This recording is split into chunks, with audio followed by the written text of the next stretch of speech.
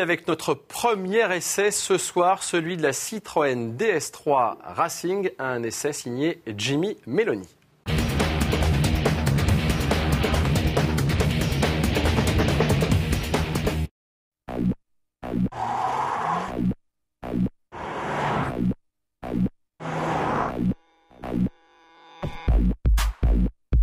La neige, la pluie, le froid glacial, c'est évident, l'hiver est là. Les vacanciers ont déserté le climat tempéré de la Côte d'Azur et l'arrière-pays devient alors notre terrain de jeu. Et pour s'amuser, un joli cadeau à la veille des fêtes de fin d'année, la Citroën DS3 Racing. « 202 chevaux et une production limitée à seulement 2 fois 1000 unités. Une avant-première pour vous dans Direct Auto. Carrosserie gris carbone, toit orange vif, jantes, calandres et rétroviseurs assortis, échappement chromé. La livrée Racing se distingue au premier coup d'œil. À l'intérieur, les codes génétiques de la sportivité sont bien là. Cette couleur orange est partout, de la planche de bord au pommeau de levier de vitesse, tout y passe. Mais le plus surprenant, ce sont ces sièges à surpiqûre rouge-orangé, parfaitement dessinés pour assurer un maintien optimum. Il est temps de jouer aux apprentis pilotes et de voir ce que cette DS3 a sous le capot.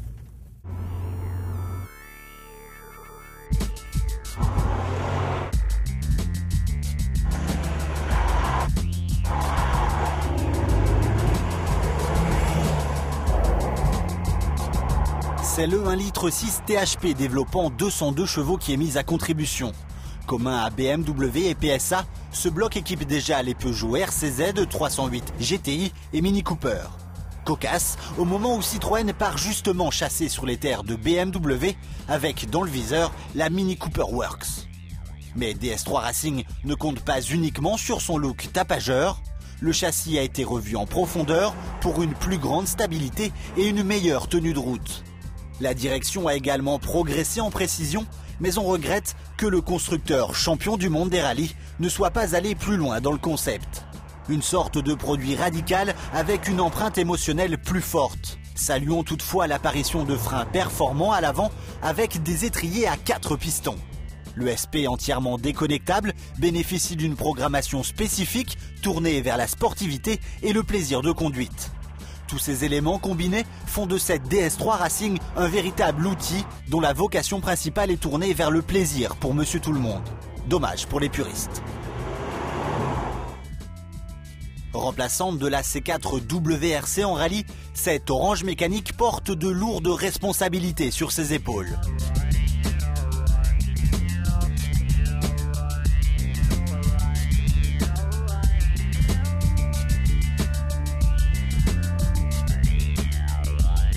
Sébastien Loeb a déjà commencé à mettre au point la version WRC pour la saison prochaine.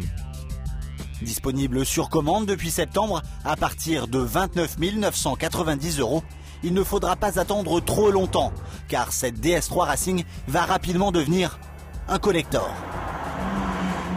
Et bien sûr, l'affiche récapitulative de cette DS3 Racing, l'auto qui paraît plutôt bien née, avec les plus et les moins. Messieurs les journalistes, donc c'est une vraie nouveauté, cette DS3 Racing. Est-ce selon vous une vraie alternative, Nicolas Gourdol, notamment à la Mini John Cooper Works et ses 211 chevaux? Alors une alternative peut-être, oui certainement, c'est une alternative, mais le positionnement est quand même un peu particulier de la part Citroën. Ils viennent sur un nouveau segment pour eux. Donc la Mini a fait ses preuves. C'était pas évident parce qu'elle est vraiment très chère. Là, ils arrivent elle n'est pas donnée celle-ci. Hein. Non, elle arrive avec seulement 202 chevaux pour 30 000 €. Quand on sait qu'une Clio RS pour 4 000 € de moins en donne autant. C'est même plus cher qu'une Mégane RS de 250 chevaux. Donc il va vraiment falloir que il va falloir faire ses preuves. On nous parle de vrai carbone sur le véhicule, ce genre de choses qui pourrait un petit peu justifier ce positionnement plutôt élevé tarifairement parlant. Ça c'est un positionnement marketing. Après techniquement il n'y a rien d'exceptionnel sur la voiture, elle apporte rien de nouveau. il n'y a pas d'autobloquant, elle fait que 202 chevaux.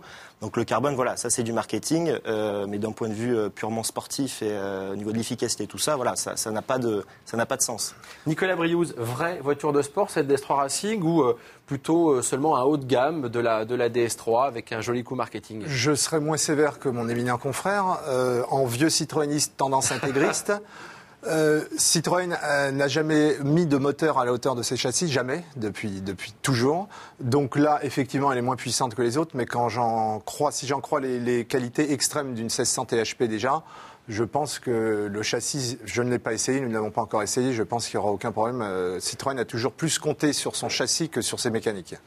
Nicolas, pour vous, on n'est pas vraiment dans une tradition sportive. Est-ce que ça pourrait préfigurer cette DS3 Racing, un élargissement de cette gamme Racing, pourquoi pas, une DS4 Racing, ce genre de choses, un petit peu comme le fait Opel avec la gamme OPC par exemple? Déjà, je pense qu'on est dans un positionnement sportif. Le débat, il n'est pas là. C'est après le positionnement tarifaire par rapport à ce qu'il propose en termes de puissance. Au niveau du sport, ça, il n'y a pas de souci. Il n'y a pas d'autobloquant par contre. Il n'y a pas d'autobloquant, mais ça n'empêche pas. Il y a d'autres qui ne le font pas et ça marche très bien. Et ce qu'on peut regretter, c'est qu'ils ne soient pas allés plus loin, comme on a pu faire Ford avec la RS. Voilà, ils sont quand même champions du monde des rallyes. On aurait pu s'attendre à quelque chose de beaucoup plus flamboyant. Et là, ils sont un peu timides, un peu timorés. Alors après, certainement qu'il y aura cette déclinaison sur d'autres modèles, des S4 Racing. On parle, je crois, un peu d'hybride, pourquoi pas, dans les années à venir. Mais voilà, bon, pour aujourd'hui, c'est vrai que c'est un peu timide. Il y a le mot Racing, mais ça ne va pas assez loin. Bon, je pense que le mieux, c'est de poser la question à Cyril Jourdan, qui va nous rejoindre. C'est les 3 minutes de questions-réponses.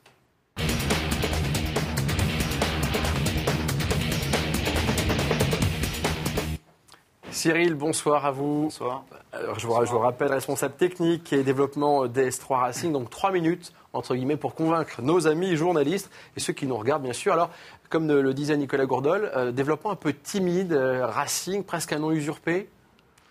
Non, je ne pense pas que le nom soit usurpé. Il faut essayer la voiture. Les chiffres sont quand même éloquents. Donc la puissance, on a parlé de puissance maximale. Effectivement, on est dans la zone des concurrentes. Ceci étant, en termes de perfo, notamment 0 à 100, on est plutôt au niveau du segment supérieur. On parlait des Mégane RS notamment, on est sur un 0 à 100 plutôt de la cabine d'une Mégane RS. Est-ce que ce véhicule salue enfin de belle manière les victoires de Citroën et de Sébastien Loeb au championnat du monde des rallyes, enfin? Bien sûr. Quand on voit l'engouement que suscite l'arrivée de cette voiture et les gens qui, depuis des années, admirent Sébastien Loeb sur les routes du monde entier et qui cherchaient enfin une voiture à l'image des voitures de compétition, je pense qu'on répond clairement à cette attente. Nicolas Briouze, votre question à Cyril Jourdan?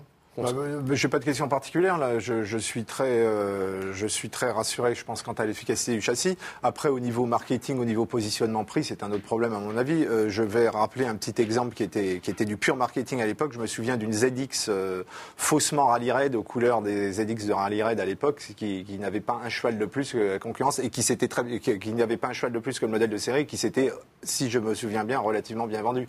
Donc là, je pense que cette C3 se vendra. Cette DS3, excusez-moi, se vendra sans aucun problème compte tenu des résultats en rallye. Mais effectivement, on aurait pu souhaiter avoir beaucoup plus de chevaux. Voilà. Nicolas Gourdol, une question peut-être Cyril veut peut-être réagir. Alors, je réagissais juste sur les chiffres bruts en tant que tels pour repositionner quand même les qualités de cette voiture, ne serait-ce que sur le papier, avant que vous ayez la chance de rouler avec. La démarche, elle est aussi différente. D'une part, c'est la première fois que Citroën Racing développe une voiture, ce qui n'était pas le cas des anciennes voitures qui voulaient se rapprocher un petit peu des dérives sportifs. C'est vrai, là c'est la première qui sort de vos ateliers. C'est un atelier. Exactement, un atelier spécifique. C'est une voiture qui est faite en petite cadence, avec pas mal de préparation à la main, etc. Donc c'est vraiment à l'image de ce qu'on peut faire en compétition avec des matériaux nobles, qui sont également techniques, sur les appendices aérodynamiques notamment. Je voulais quand même revenir sur le positionnement de cette voiture, qui est avant tout une DS3. Donc ça, il faut le redire. Elle s'appelle DS3 Racing. Le Racing, parce que c'est nous qui l'avons développé, mais avant tout, c'est une DS3. Donc il fallait absolument, le cahier des charges, c'était sublimer la DS3. Vous l'avez dit, la DS3, 150 chevaux de laquelle on est parti, c'est déjà un très bon produit. Un bon moteur, mais là, un bon châssis. Là, par contre, elle est bien positionnée à 20 000 €, cette DS3 150 chevaux. Bien à sûr. 30 000, ça fait 50% d'augmentation. Bien ça sûr, fait une grosse inflation. Ok, on est parti d'une version 156 chevaux, sport chic. Il vous reste 8 secondes, Nicolas n'a pas encore posé sa question. À laquelle on a ajouté tous les équipements ou presque optionnels, plus énormément d'apports techniques en termes de châssis, en termes de freinage, en termes d'équipement. Donc c'est une super DS3. C'est normal qu'elle soit un peu plus chère. Bon, Cyril, là, vous avez dépassé le temps, mais c'est pas grave. Nicolas, très vite, une question. Rapide, pourquoi elle n'a pas au moins les 200 chevaux de la Mini? Parce que c'est le moteur. Juste d'un point de vue marketing, pourquoi vous avez mis au moins les 200 chevaux de la Mini? D'un point de vue marketing, quel est l'intérêt? Ce qui compte, c'est que le rapport poids-puissance soit le même et que, au moins, voire mieux. Je crois qu'elle est plus lourde que la Mini, il me semble. Non. Et en tout cas, on est dans les mêmes valeurs de 0 à 100. Donc, on a la même chose pour le client. Ce qui compte, c'est les résultats chronométrés de la voiture, pas ce qui est écrit sur le papier. Cyril Jourdan, merci à vous. Et tout de suite, l'essai, le deuxième essai.